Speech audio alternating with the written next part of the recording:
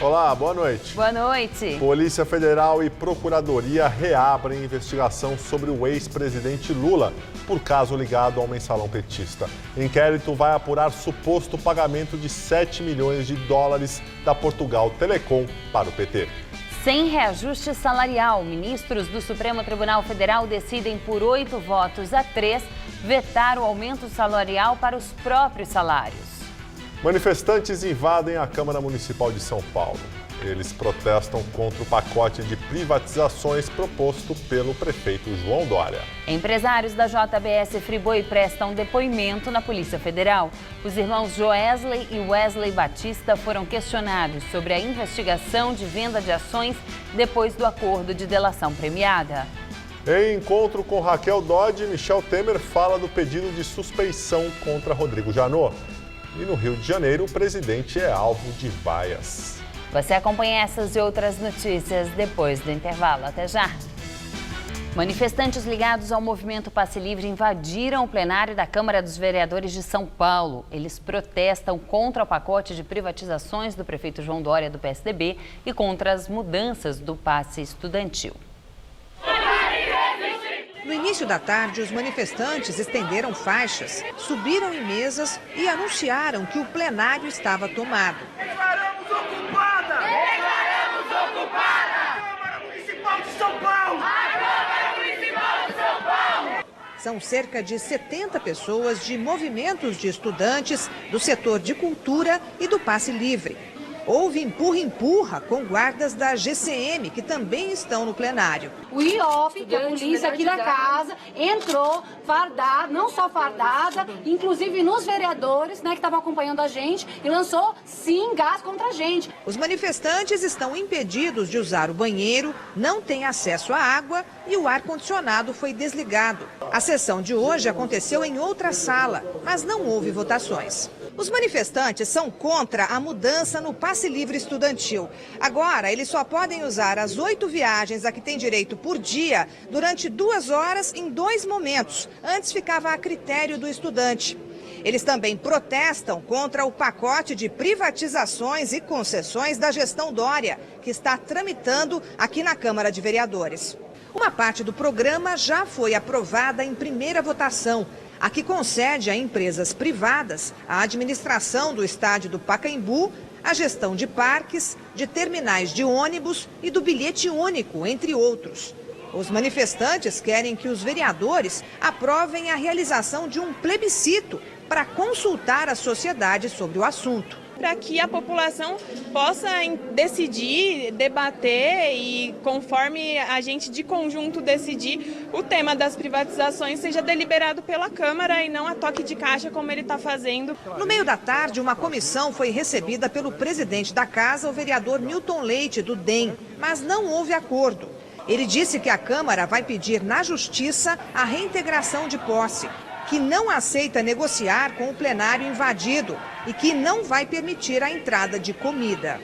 Não pode nem usar o banheiro, nem água? Pode usar livremente, sai, mas não volta. Isso não é camping, isso é ocupação não autorizada. Nós vamos ficar, nós vamos resistir. Presidente Michel Temer e a futura Procuradora-Geral da República, Raquel Dodge, dizem que encontro fora da agenda foi para tratar da posse dela, marcada para o mês que vem. Dodge diz que informou Rodrigo Janot sobre a reunião. E hoje, no Rio de Janeiro, o presidente Temer foi vaiado. O encontro entre Temer e Raquel Dodge foi ontem por volta das 10 da noite no Palácio do Jaburu e não estava na agenda oficial do presidente da República. A futura Procuradora-Geral da República ficou na residência oficial de Temer por cerca de 1 hora. Hoje, a sucessora de Rodrigo Janot disse que foi ao Jaburu tratar de detalhes da posse dela no comando do Ministério Público Federal. Dodge deve assumir o posto no dia 18 de setembro pela manhã. Segundo ela, Temer pediu a reunião porque neste dia vai viajar para Nova York à tarde, para participar no dia seguinte da abertura da Assembleia Geral da ONU. A versão de Dodge sobre o encontro é a mesma do Palácio do Planalto. Ao denunciar o presidente por corrupção passiva, o Procurador-Geral da República, Rodrigo Janot, criticou os encontros noturnos e fora da agenda do presidente Michel Temer no Palácio do Jaburu. Segundo Janot, a atitude revela o propósito de não deixar vestígios dos atos criminosos lá praticados. Na ocasião, Janot falava do encontro entre Temer e Joesley Batista, da JBS Friboi, ocorrido em março. E o encontro com Raquel Dodge aconteceu no mesmo dia em que a defesa do presidente pediu ao STF que Rodrigo Janot seja impedido de atuar nas ações contra o presidente. Segundo o advogado de Michel Temer, Antônio Cláudio Marins Oliveira, a atuação de Janot em relação ao PMDBista caracteriza uma obsessiva conduta persecutória. Ainda de acordo com o advogado, Janot teria extrapolado em muito os limites constitucionais e legais inerentes ao cargo que ocupa. Nos próximos dias, Temer deve ser alvo de novas denúncias por parte de Janot. A primeira já foi derrubada pela Câmara dos Deputados. E hoje pela manhã, ao participar do Encontro Nacional de Comércio Exterior, no centro do Rio de Janeiro, Temer foi vaiado após defender as reformas e falar sobre a melhora da economia do país.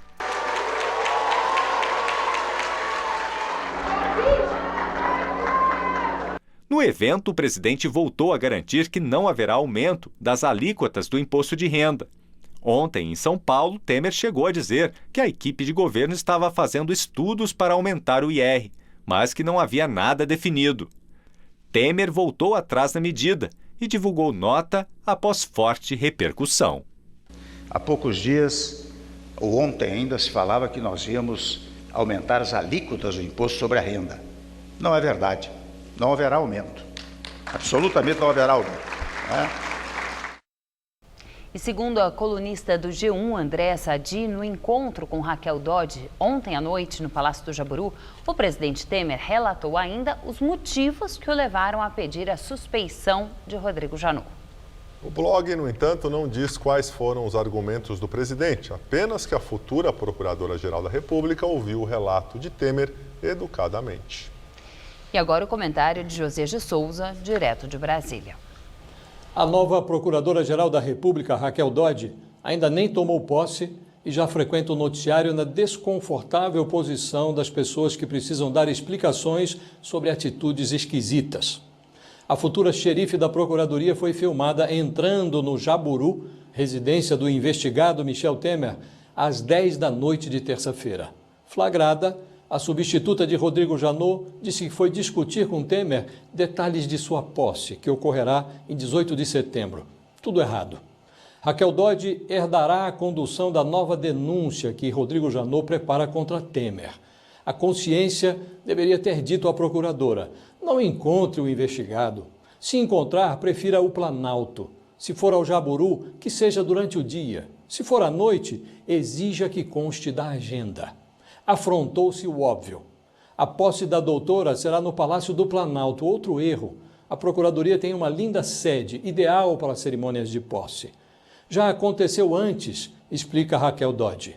Ela ainda não percebeu que todo grande problema começa com pequenas explicações. Boa noite. Polícia Federal isentou o senador Aécio Neves, do PSDB, no caso Furnas. No documento enviado ao ministro Gilmar Mendes, relator do caso no Supremo, o delegado Alex Levi Rezende concluiu que não é possível atestar que o senador realizou as condutas criminosas que lhe são imputadas. O inquérito investigava suposto esquema de propinas no âmbito da estatal de energia. Aécio era investigado por corrupção passiva e lavagem de dinheiro. O delegado argumenta que o doleiro Alberto Youssef e o ex-senador Delcídio do Amaral não comprovaram as acusações contra o tucano. A Procuradoria da República do Distrito Federal e a Polícia Federal reabriram a investigação sobre o ex-presidente Lula por fatos relacionados ao mensalão petista de 2013. A Polícia Federal vai reexaminar denúncia baseada em acusações do empresário Marcos Valério de supostos pagamentos de 7 milhões de dólares da Portugal Telecom para o PT quitar dívidas de campanhas eleitorais. Em 2015, essa investigação foi encerrada depois que a Polícia Federal não encontrou indícios que comprovassem a irregularidade. Porém, no ano passado, o juiz do caso discordou do arquivamento pedido pelo Ministério Público. Na época, Lula e outros nomes do PT, como os ex-ministros Antônio Palocci e José Dirceu, classificaram as declarações como mentirosas. O ministro do STF, Luiz Fux, homologou a delação premiada do ex-governador do Mato Grosso, Silval Barbosa, do PMDB. A informação foi publicada agora à noite pelo portal do jornal Folha de São Paulo. Na semana passada, Fux chegou a dizer que a colaboração de Barbosa é monstruosa, mas não deu mais detalhes. Silval Barbosa é o primeiro ex-governador a se tornar delator. Ele governou Mato Grosso de 2010 a 2014 e foi preso em 2015 na Operação Sodoma, que investiga crimes de fraudes na concessão de incentivos fiscais do Estado. Atualmente, ele cumpre prisão domiciliar. O PSB protocolou uma representação no Conselho de Ética da Câmara dos Deputados contra o deputado federal Vladimir Costa, do Solidariedade. Ele é acusado de assediar a jornalista Basília Rodrigues, da Rádio CBN.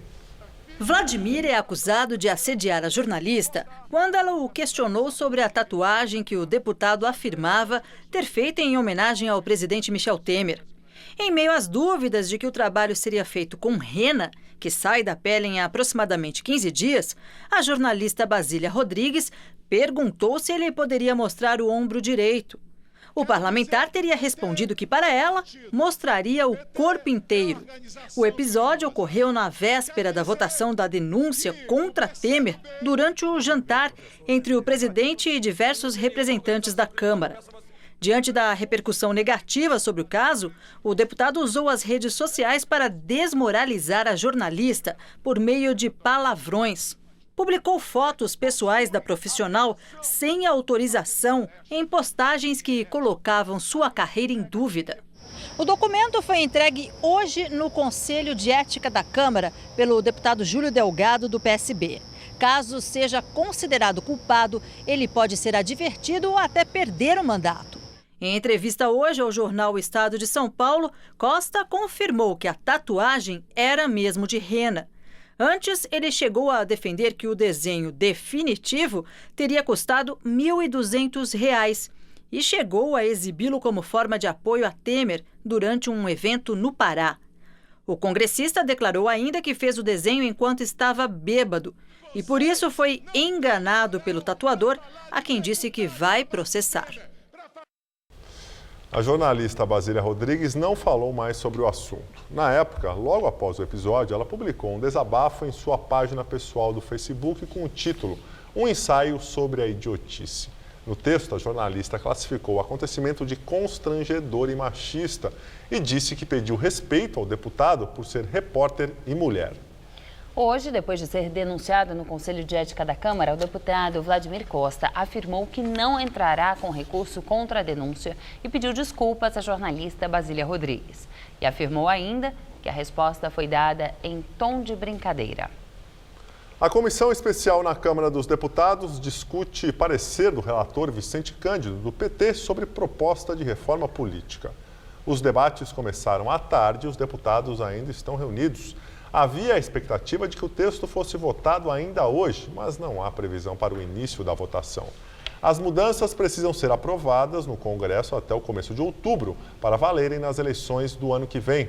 Propostas como o voto distrital e financiamentos públicos de campanhas estão no texto. Operador de propinas das maiores empreiteiras do país, o empresário Adir Assad depôs hoje na Justiça Federal do Rio de Janeiro e confessou ter gerado mais de 1 bilhão e 700 milhões de reais em propinas por meio de notas fiscais falsas. No depoimento, o empresário contou que a propina tinha o apelido de lasanha ao ser devolvida em malas às empreiteiras que corrompiam políticos. Adir Assad prestou depoimento hoje ao juiz Marcelo Bretas, da 7ª Vara Criminal Federal Fluminense, e contou que empreiteiras como Delta e Andrade Gutierrez usavam a empresa dele para desviar recursos públicos por meio de serviços de terraplanagem que não existiam. A empresa de Assad cobrava 14% pela emissão da nota e devolvia o restante para as empreiteiras em dinheiro vivo, para que os valores pudessem corromper políticos de todos os partidos. Eu gerei 1 bilhão e 700 milhões de propina, eu sozinho. Tudo é uma questão de dinheiro. Para se eleger um deputado federal, custa 30 milhões. Para eleger um deputado estadual, custa 20 milhões. A gente não colocava mais que 150, 170 mil reais por mala, porque ela fazia um tipo de uma lasanha, vai. Punha uma fiada de roupa, não sei o quê, uma fiada de dinheiro, quase que não sei se tinha um papel plástico que elas colocavam, e aí ia isso tudo por avião. No depoimento no Rio, Assad também contou ao juiz Marcelo Bretas como tinha certeza de que nunca seria preso. Mas aí, a partir do momento que o senhor vê que a gente mandava ou recebia algum pagamento como se fosse lá de fora, do PSDB, da turma do PSDB, e dava em dinheiro aqui pro PT, aí você fala, agora ninguém mais vai me prender. Como é que vai me prender? Eu arrumo dinheiro pro PT e pro PSDB, eu sou o rei do mundo, ninguém vai pôr mais a mão em mim, eu nunca vou ser preso. O empresário também declarou ao juiz Marcelo Bretas que a construtora Andrade Gutierrez gastou 30 milhões de reais para comprar parlamentares da CPI, que em 2012 investigou os negócios escusos do bicheiro Carlinhos Cachoeira no Congresso Nacional e convocou ele, Assad, para depor na comissão. Para matar a CPI. Tanto é que o dia que eu cheguei lá na CPI, foi uma maravilha. Eu cheguei lá, estavam todos os deputados, senadores, tudo no telefone, para não fazer pergunta para mim, quer dizer. Pagamento de propina. Pagamento de propina. Miou, né? A hora que eu cheguei lá, parecia que eu fui lá fazer uma palestra. Nossa, vai, senta aí, vai, acabou, vai, acaba, para, fecha. Foi uma tranquilidade. O ex-ministro Gedel Vieira Lima, do PMDB, que cumpre prisão domiciliar em Salvador, na Bahia, teve o pedido para tomar banho de sol nas áreas comuns do prédio onde vive, negado pela Justiça. O juiz federal Valisneide Souza Oliveira, da 10ª Vara Criminal de Brasília, afirma que a defesa de Gedel precisa comprovar que o apartamento do ex-ministro de Temer não tem área para que ele usufrua do direito ao banho de sol de 2 horas por dia que todo preso tem direito. Gedel continua cumprindo prisão domiciliar sem monitoramento por tornozeleira eletrônica em Salvador. Em sessão administrativa para discutir o orçamento do Judiciário, ministros do Supremo Tribunal Federal decidiram, por 8 votos a 3, vetar o aumento salarial para juízes e para eles mesmos. O percentual de reajuste para magistrados de mais de 16% tinha sido aprovado no fim do mês passado pelo Conselho Superior do Ministério Público Federal, mas para ter validade, também precisa ser aprovado pelo Supremo. A proposta de orçamento da Corte para 2018, de 708 milhões de reais, foi aprovada sem previsão de reajuste salarial para ministros. O salário dos ministros, atualmente de R$ 33.700, representa o teto do funcionalismo público. Empresários da JBS Friboi prestam depoimento em São Paulo. Os irmãos Joesley e Wesley Batista foram questionados sobre a investigação de venda de ações depois do acordo de delação premiada. Joesley Batista chegou à sede da Polícia Federal na Zona Oeste às 9h15 da manhã. Ele ficou mais de 3 horas no prédio e saiu pouco antes da 1 da tarde. Houve tumulto na saída dele e do advogado, mas ninguém falou com a imprensa. Como é que está a sua vida depois da delação? O irmão Wesley prestou depoimento à tarde e também não comentou o caso. Os executivos são acusados de manipular o mercado financeiro com operações feitas às vésperas da divulgação do acordo de delação premiada em maio. Ontem, os dois prestaram depoimento à Comissão de Valores Mobiliários.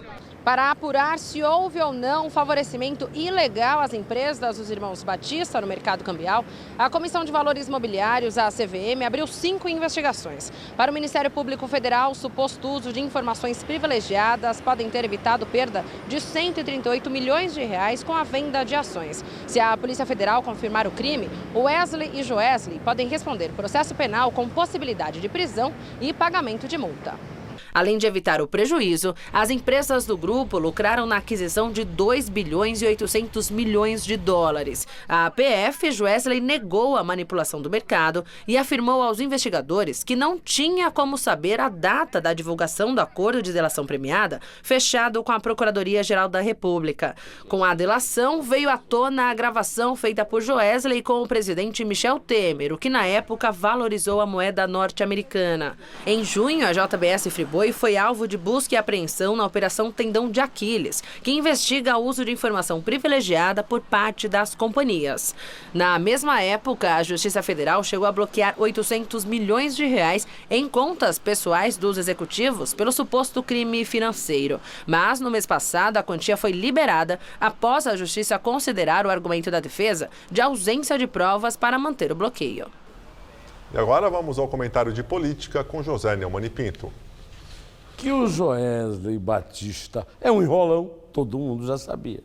Basta ver que ele conseguiu o perdão de penas que somam 2000 anos, porque levou uma gravaçãozinha meio fajuta de uma conversa nada republicana, bastante delituosa, com o presidente Temer no Palácio do Jaburu, na calada da noite. Agora, o fato dele ser esperto, um espertalhão, não significa que todos nós somos uns tolos. E é isso que ele parece acreditar quando vai à Polícia Federal para dizer que ele não contava, ele não sabia que ia haver aquela valorização expressiva, bastante notável, das ações da JBS, no dia em que foi revelada a sua delação super premiada. Olha, acontece o seguinte, o cara que ganhou o dinheiro que ele ganhou, que saiu lá de Anápolis, de um açouguezinho que seu pai criou, para ser o maior produtor e vendedor de proteína animal do mundo. Não saber de uma coisa que o meu neto de 3 anos sabe, é o fim da picada. É claro que ele sabia. É por isso, por exemplo, que ele não contou, não fez o acerto lá com o Janot e com o Fachin, para contar como é que ele ficou rico desse jeito, usando o dinheiro do BNDES a pedido do seu amigo Lula, com quem ele só teve conversas republicanas. É ou não é? Pois bem, eu volto terça-feira direto ao assunto. Inter. Inflação oficial no Brasil no acumulado dos últimos 12 meses é a menor para o período desde 1999. Os dados divulgados pelo IBGE mostram que entre agosto de 2016 e julho deste ano, o IPCA ficou em 2,71%. Nesta base de comparação, foi a primeira vez, desde março de 2007, que a inflação ficou abaixo do piso da meta do governo. Ainda segundo o IBGE, em julho, a inflação oficial foi de 0,24%, o menor resultado para o mês desde 2014. E o Brasil criou em julho 35.900 vagas com carteira assinada. Este é o 4º mês seguido com saldo positivo e o melhor resultado para julho desde 2013, segundo o CAGED. O Ministério do Trabalho informou também que 38.400.000 trabalhadores tinham carteira assinada em julho. No mesmo mês de 2016, o número de empregados formais era de 39 milhões. E nem parece que é inverno. A máxima hoje aqui em São Paulo foi de 29 graus. Só que com todo esse calor e sem chuvas, a cidade entrou em estado de atenção no fim da tarde por causa da baixa umidade do ar. Vamos ver como fica o tempo nesta quinta-feira com Mariana Armentano.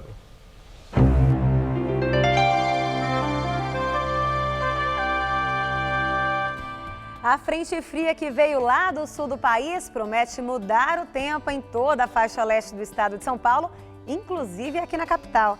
E aí o calor vai embora e as temperaturas ficam amenas por aqui.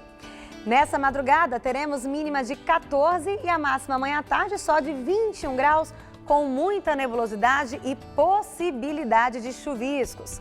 Na sexta continua fresquinho, quase nada muda, máxima prevista também de 21 graus, ainda com muita nebulosidade. E no final de semana, olha que coisa boa, volta a esquentar e o sol predomina. Máxima prevista de 25 graus no sábado. Nós ficamos por aqui. A edição de hoje pode ser vista no site do Jornal da Gazeta. Muito obrigado pela sua companhia. Tenha uma excelente noite. A gente se vê amanhã. Até amanhã, Gabriel. Uma boa noite para você. Fica agora com o Rony Von, todo seu.